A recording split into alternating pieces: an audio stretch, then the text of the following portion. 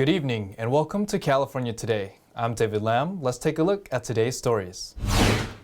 California is filing a lawsuit against Walmart, accusing the retail giant of environmental negligence. After 2 years, the Shen Performing Arts is back in the Bay Area, showcasing 5,000 years of traditional Chinese culture on stage.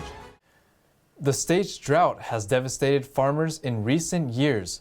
A new study by UC Davis found that supply chain woes have furthered losses in the farming sector. The study was led by UC Davis agricultural economist Colin Carter and 2 researchers from the University of Connecticut. They found that California's farming industry lost approximately $2.1 billion in exports between May and September this year. Carter said the financial losses exceed the financial harm to the farm economy during the 2018 U.S.-China trade war. The supply chain experienced major disruptions throughout the pandemic as ships continue to remain backlogged at Southern California ports as empty containers wait to be sent out. The researchers called it a container-geddon as empty shipping containers continued leaving California ports. In September 2021, nearly 80% of all containers leaving ports were empty. Carter said the demand on imports from Asia put a strain on the availability of container ships. Containers were often shipped back empty to Asia to be quickly refilled with goods bound for the U.S. The state attorney general sued Walmart on Monday, accusing the retail giant of breaking state environment laws. We're not talking about a few batteries and a can of insect killer here. Walmart's own audits found that the company is illegally disposing of hazardous waste in California at a rate of more than 1 million items each year.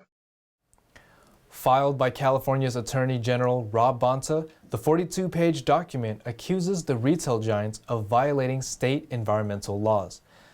The lawsuit alleged that Walmart unlawfully disposed of over 159,000 pounds of hazardous waste products annually at landfills over the past 6 years.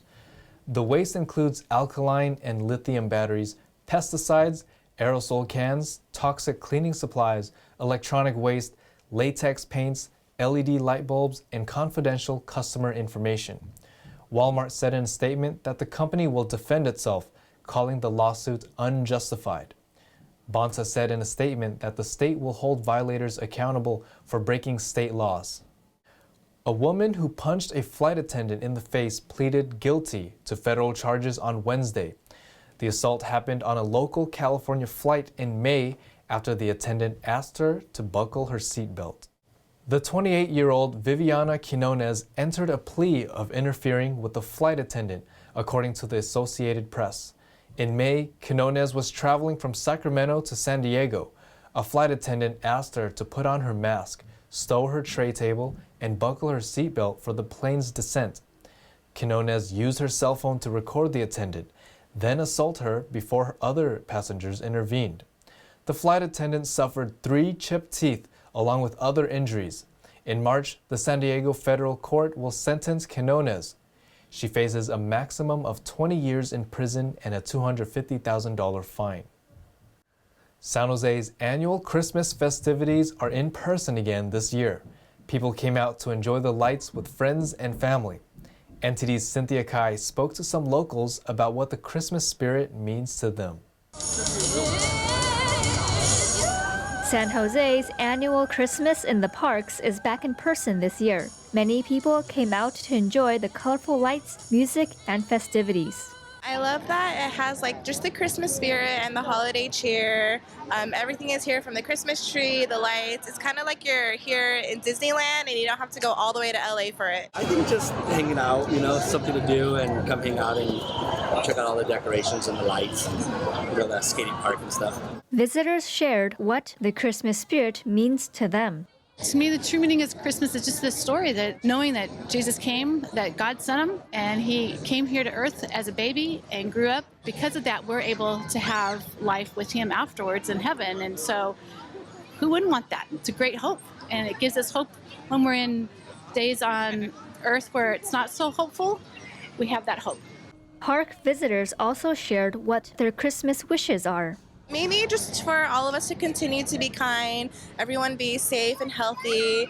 It's been a crazy past 2 years, so just moving forward for just a nice holiday and for everyone to be safe and to have a safe Christmas. One little girl wished to plant a tree for Christmas. So then we don't have to buy a Christmas tree. We can just get that tree and put decorations on it, call it a day. Oh, a pine tree. Yes. Oh yeah, she wants to plant a pine tree in the front yard so that we can decorate it. Many people wished for health, happiness, and for the pandemic to go away. For us to go back to normal, everybody. Because I feel like everybody was so affected by, the pandemic and lost loved ones. So I hope people stay healthy. I hope we can continue to move in the right direction with the COVID. And I hope people enjoy their time with their families. Above all, people wished to spend time with family for Christmas.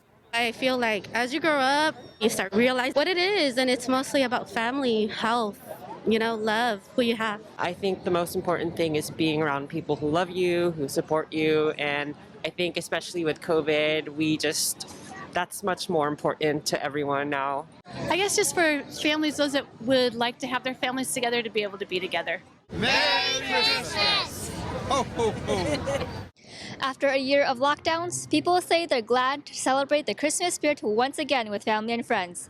From our whole California team, we wish you a safe, warm, and Merry Christmas. Cynthia Kai, NTD News.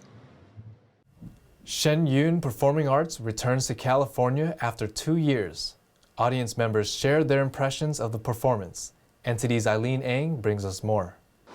After 2 years, the Shen Performing Arts returns to the San Francisco Bay Area.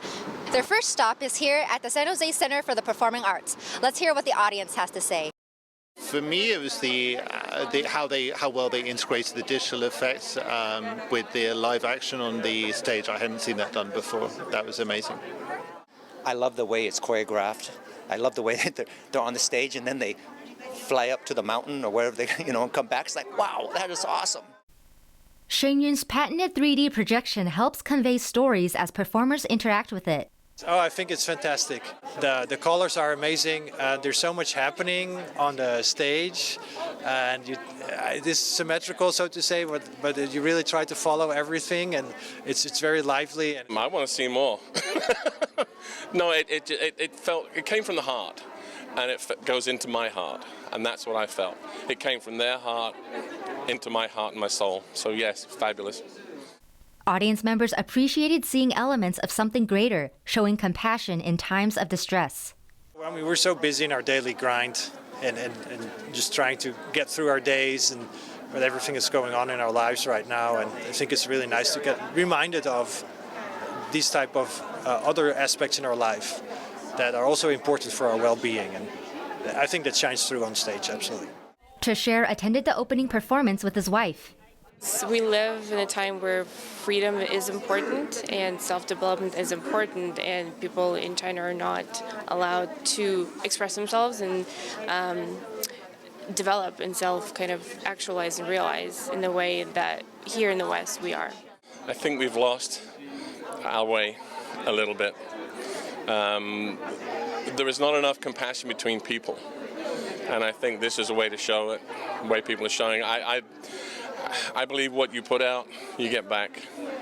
And that's karma, passion, whatever you want to put it. That's the way I feel these days. That brought a lot back to me. Shen Yun Performing Arts will perform in the Bay Area until January 9th and will visit Sacramento and Reno in March. Eileen Ang, NTD News, California. Christmas season brings many packages as people send gifts throughout the country. I spoke with a USPS mail carrier in San Jose to see what her day-to-day job is like. These mail carriers begin their day at 5:30 in the morning by sorting packages. One of those carriers, Nahima Henriquez, delivers mail in San Jose. I get up around 3:30 in the morning, and then so I, get ready to come to work because I start around 5:30 or 6, depending. And then I drive the commute over here about an hour and a half or so, and then I start work. She lives in the city of Tracy, about 60 miles away from where she delivers packages. So I usually work about 10 to 12 hours a day. And then I go back home, and so by the time I get home, it's around 8:30 to 9 o'clock at night. And I just repeat the same thing 6 days a week. Henriquez has been with the United States Postal Service for about 5 years. She's a single mom and has 2 kids, one of whom is on active military duty. On Thursday morning, she began her route around 7 a.m. She says she enjoys interacting with the customers. I know them, and I know their family, and they know my family. So it's like we have a friendship, a bond, you know, as time goes by. Henriquez feels positive towards the people on her route, even though she's been chased by dogs in the past. She said her route has over 500 deliveries to residential areas. Her supervisor said the delivery load was light for this day.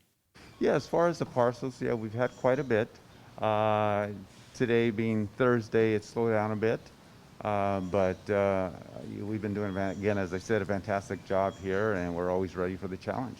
Duty calls, I guess, for both my son and I. Henriquez says though the work is hard, postal workers feel more appreciated during the holidays. David Lamb, NTD News, California. Now to NTD's Thomas Christian for our sports roundup.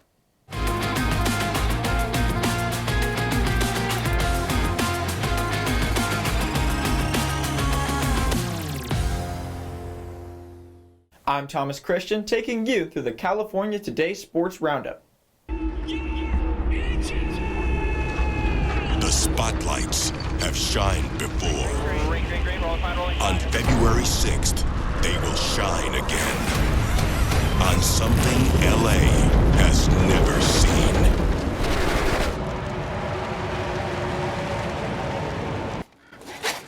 NASCAR broke ground on the first of its kind temporary asphalt track inside LA Memorial Coliseum on Tuesday, and officials behind the ambitious project said fans can expect a unique and action-packed experience on February 6th. The Clash at the Coliseum exhibition race will see the sport's top drivers battle it out on a shorter quarter-mile track inside the iconic venue in downtown LA. Spectacle of being in the Coliseum. I mean, this place just has so much history, and now NASCAR is going to be a part of that history. And seeing the Cup drivers battling it out on this little quarter-mile racetrack, there's going to be a lot of pushing, a lot of shoving, and somebody's going to get their feelings hurt. That's the way it's going to work. Racing fans in car-crazy Southern California will also get their first look at NASCAR's next-gen car models, which will be used in Cup Series competitions next year. A lot of the existing tracks on the Cup circuit, this track is going to be so unique. It's 1/4 mile in length, it's relatively flat, which means that the cars are going to be running very close together, and it means a lot of the passing is going to take place under bumping, grinding kind of situations, and you know, cars are going to move each other out of the way.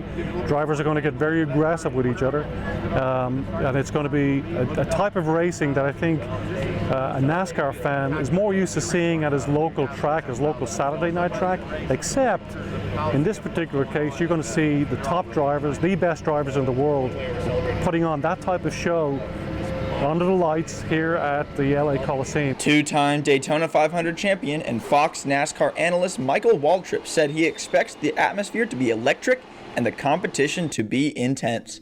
If successful, NASCAR will look to host more events at pop-up racetracks going forward.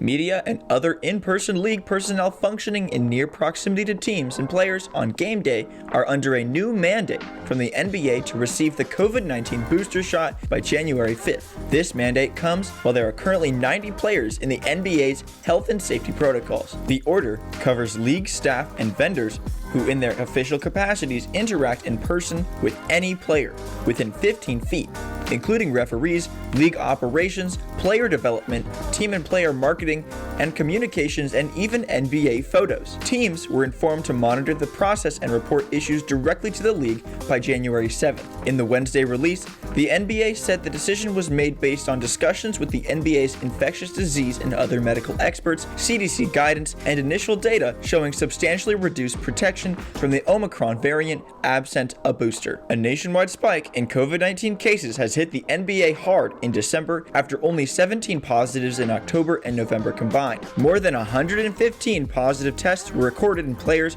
in the first 21 days of the month. League Commissioner Adam Silver said games will be played as planned unless roster size dictates postponement, as was the case with postponed games on Wednesday against the Toronto Raptors and the Chicago Bulls, and Thursday with the Brooklyn Nets and the Portland Trail Blazers. More action from the hardwood of those teams that are able to play basketball.